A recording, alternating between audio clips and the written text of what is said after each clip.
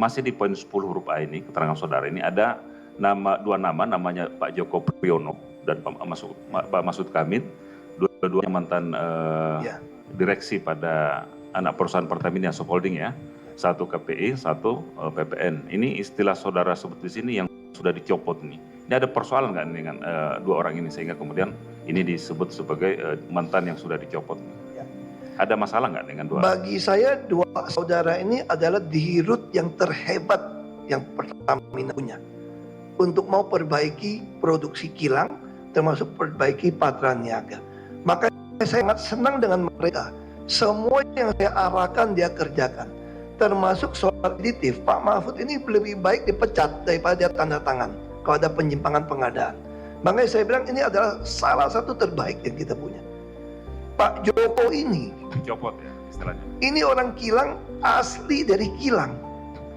Ini orang menurut saya adalah orang yang terbaik pengetahuan tentang kilang. Dia yang kasih tahu saya kelemahan kilang, apa yang mau diperbaiki. Ketika dia dicopot, saya pun mau nangis, saya telepon dia. Dia bilang gini, Pak, udahlah Pak, saya di Jogja saja, kerja las saja Pak.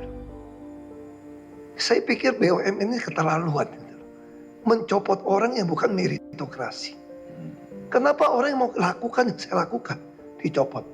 Ini orang terbaik Pak Joko itu. Makanya saya tulis dicopot. Makanya saya selalu bilang sama Pak Jaksa, kenapa saya mau lapor ke Jaksa? Periksa tuh sekalian BUMN. Satu presiden bila perlu. Kenapa orang terbaik dicopot? Lalu ketika harga minyak dunia naik, waktu itu kita bisa lihat SPBU dunia yang bukan Pertamina kan menaikkan harga. Pertamina masih sama nih. Karena presiden tidak izinkan naikkan harga. Untuk menolong rakyat, nah, tanda kutip istilahnya begitu. Lalu apa yang terjadi? Selisih harga bisa 5.000 per liter. Lalu apa yang dilakukan oleh Pertamina? Pertamina ya tanggung. Dan gawatnya bukan cuma tanggung itu, belum diaudit oleh BPK, Menteri Keuangan nggak mungkin membayar yang 1.300 rupiah. Nah ini yang jadi masalah besar, Pertamina harus pinjam uang. Nah begitu kami masuk, kami melobi, kebetulan sekjennya Menteri Keuangan adalah komisaris di Pertamina. Nah kami sampaikan, ini kan pasti tidak mungkin salah gitu loh.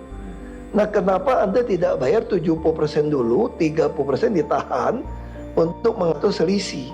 Kalau cash flow seperti ini akan merusak devisa juga, akan menaikkan kurs US dollar. Karena kita mau nggak mau beli apa kan minjem semua US dollar. Maka di situ saya katakan jangan anggap remeh menahan uang seperti itu. Akhirnya berhasil. Setiap hari saya dibayar dulu tapi disisakan untuk hitung-hitungan di akhir gitu loh. Nah itu yang menyebabkan merahnya itu kita perbaiki. Sempat kalau nggak salah bisa sampai 45 miliar dolar dulu merahnya itu. Karena jadi kalau bicara untung sama arus kas itu dua hal yang berbeda. Kalau kita bicara dagang, kita nggak tanya untung sebetulnya. Kalau kita mau lihat perusahaan sehat tidak sehat, kita berbicara arus kas, hijau atau merah gitu loh. Kalau Anda bilang untung pun kalau hijau itu nggak untung Anda. Nah di situ kita perbaiki dan pada masa itu juga yang saya sampaikan salah di mana?